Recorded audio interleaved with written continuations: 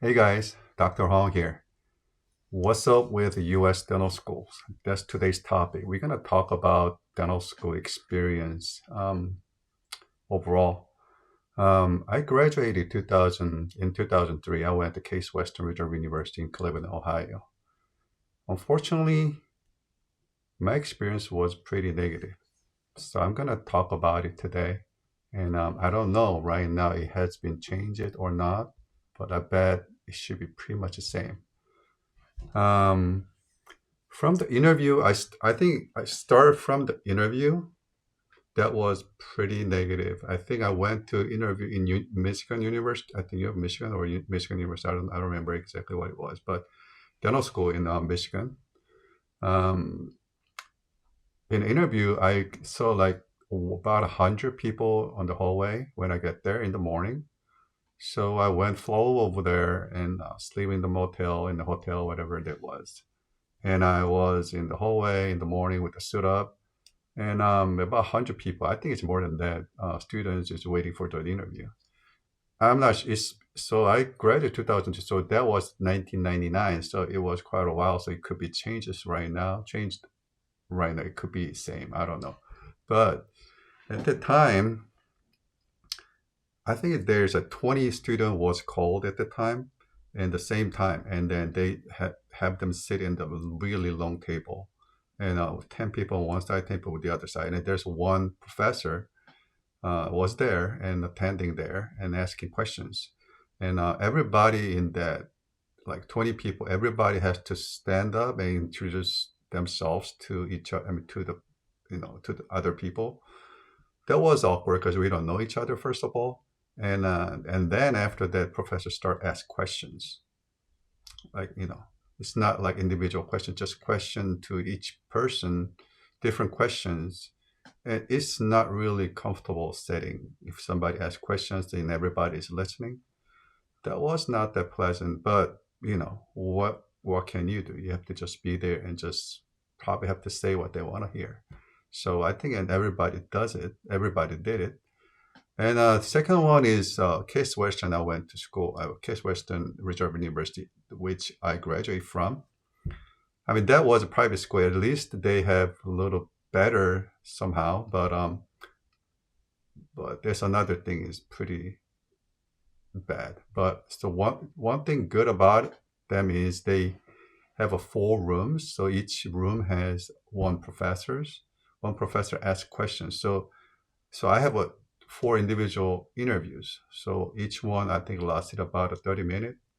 And in the fourth room, I think there's a last one.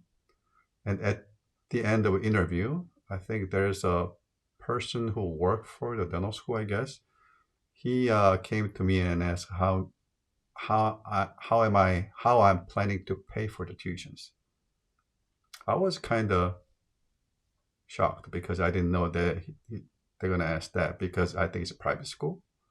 Maybe that was the reason. But anyway, that was so I told them my parents had savings, which so I was an international student. So before I even get into the United States, I had to prove I have a financial support. So I gave the proof by the email, and then so it was fine. But just asking in the interview, just make sure I pay them. I mean, yeah, I know it's business, but that's what it was after all. But it's kind of, I mean, I was really excited to be part of dental school, but it's not that just, you're going to pay or not, right? Well, anyway, I got into dental school, Case Western Dental School. Glad I did, but it just, my happiness was kind of stopped right there after that pretty negative after all. So my class is total about 70 people. About because Case Western is in Cleveland, which is about 4 to 5 hours away from Canada, Toronto. So about 40% of the 70 students were Canadian. And they're pretty nice people, so I got no problem with them. And about 20-30% of the people were Mormon. There are many people from Utah, and it was the same. Third, I mean, fourth, third, second, and first year students or dental students, all 20 to 30% Mormon students. What's a sound? It's a little bit, I don't know what it was, but I think it's just some kind of contract between dental school and Mormon church. I don't know. Or they just set number of people they gonna select from the Mormon. I don't know. That was kind of what I figured out. I never asked anybody, but that's, everybody guessed that way. And yeah, that's about it. The rest of them is pretty much out of state. So Case Western was private school, so their fee is higher. So normally in state in Ohio, they normally go to Columbus, Ohio State University Dental School, I think. Yeah, in Columbus, Ohio. So Case Western normally take from out of state because actually out of state they have a different fee schedule for tuition. Is a higher fee schedule, so they normally select out of state so they can. I guess they can. It's more beneficial, more profitable for them. I think that's pretty much it. I don't see any in-state students. I haven't seen them. Unfortunately, yeah. So, and I was only student from out of country. Anyway, that is how the class was consist of, and the overall from that point, I got the dental school was pretty new. I mean, there's some people came from dental background. For example, their parents are dentists, or they work as dental assistants before, but it wasn't pretty new to me. So I don't have anybody in my family in the dentistry. So pretty much dental school was really, really new to me. And I was not really interested in dentistry. I actually was interested in orthodontics from the beginning. But I figured it out. I have to go to dental school and finish and go to orthodontics. I mean, that's a long story, but actually, I didn't know what is dentistry actually all about. So I figured it out when I get to study in the dental school. But it was really shocking me because I spent so much time and energy to learn how to fabricate crowns, veneers, and spend hours and spend overnight to make dentures, partial denture actually framework, all designing and put the wax on the cast. So much time, which we never do. But that's huge problem. I think that is really, really bad. And also, I learned subject. I mean, that's mandatory for dental student or medical. I think medical they make more sense, but dental school we don't really need to learn those microbiology, biochemistry, and stuff like that. And it's not really related to dentistry, and I don't know why I learned, but I mean, organic chem and not organic chemistry, biochemistry. I actually took in the college, but I had to retake it. But anyway, that is, I think, is not really efficient, and it's pretty bad experience to know we have to just take it. And plus, all we have to, all dental students know we have to study all the time, take the test, clinical test, and didactic test all the time. And plus, I don't know, especially for me, or especially my school, or especially that time, my experience is pretty poor. I'm talking about how the staff treat us. So, for example, I lined up. So we have to make patient pay for the procedures. Then so we kind of have to go to the door for the payment, and we have to hold hands with the patients, make sure they pay. Then they give the paper so we can take the patient back and we can start procedure or exam or anything. So we try to do that, but it's just only one person work over there. It line up really long. If we wait a long time, then our time is so limited. And there's about one professor taking care of 10 or 12 students. So it's really not efficient, but sometimes we are late, right? I mean, not late, we just wait a long time. And it was really rude, I believe. There's like metal shutters. They just shut the door right in front of my eyes and patient's face, just right there. And because they just look at the clock and just lunchtime. And so patient has to go back home and reschedule, and I have to fail my test. It happens all the time. And I don't know why they treat dental students. I mean, it's me. I think it's most of our colleagues were not happy about that. But nothing we can do. We are the one who need a degree, so they know it. So I hope the other schools don't give that experience to other students, but I bet there's some schools do that. That was not really fun. And yeah, so there's another thing. Yeah. So I mean there's another it's a big problem in dental school right now is I mean there's a couple of them, but just first one was there's no class for business.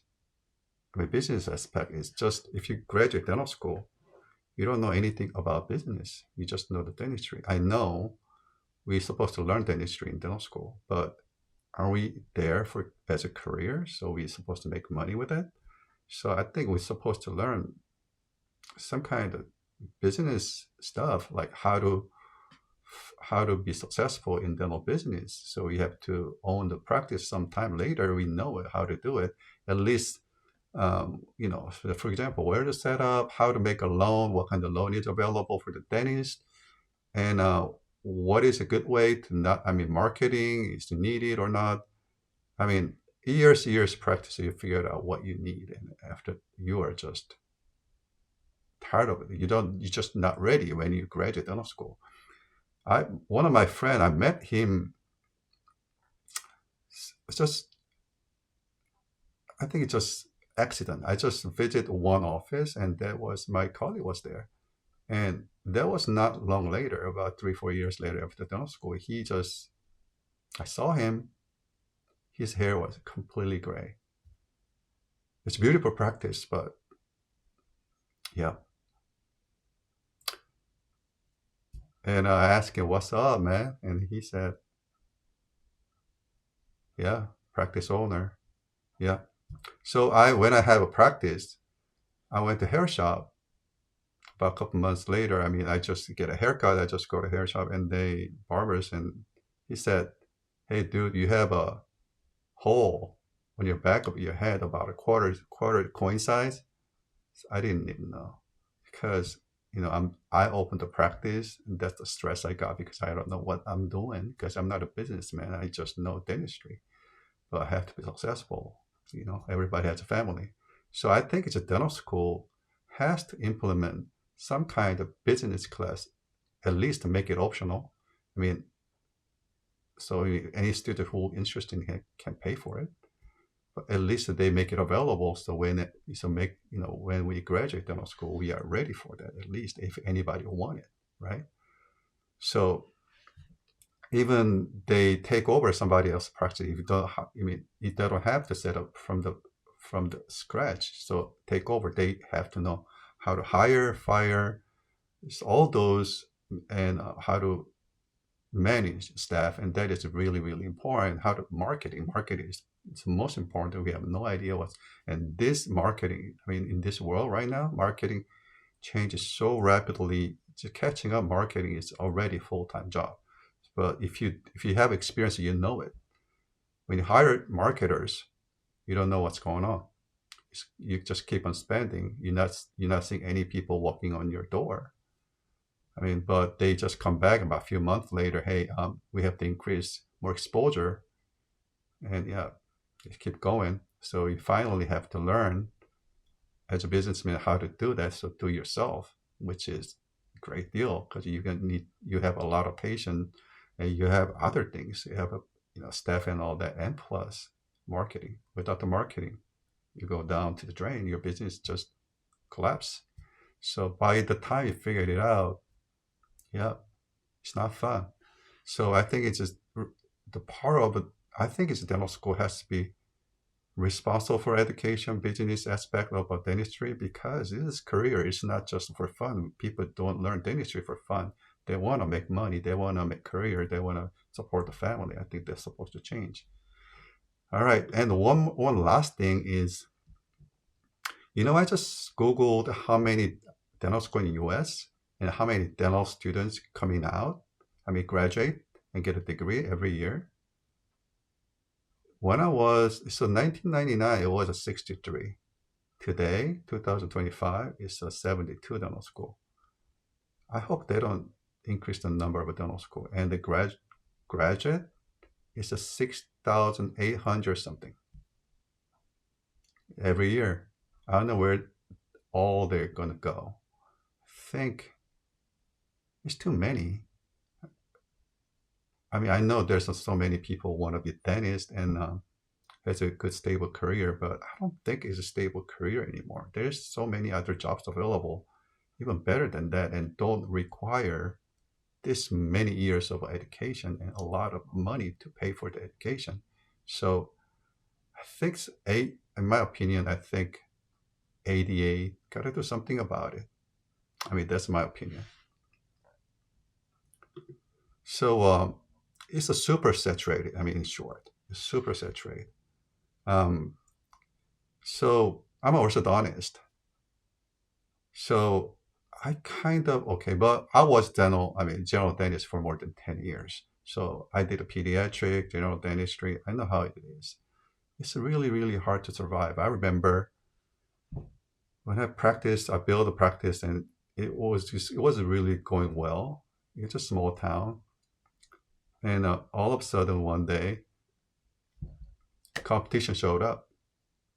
And just the same day, 30% patients gone. Because they do new marketing, just grand opening, they giving iPads away and stuff like that. They're gone. And then bring them back about a year. It takes about 2 to 3 years. Not even 30% I lost all come back. I think maybe 20%. Came back. But during that time, I tried so hard. I paid a lot of money for the marketing. There's another practice built within a couple miles. And another 30% is gone. It's hard. So I think the dental school is supposed to teach us a little bit more about it and expose us, at least to get us prepared a little bit better, so we can actually maintain this career as a successful career. All right. I think it sounds like a gripe, but I think it's this reality. And I think, education, I know education is not perfect, but at least I think they have to try something to change to better way for everybody, all the dental fellows out there. All right. This is it, guys, for today. What do you think? Just please let me know if you have a different thought or you agree with me. Just leave the comments on the bottom. And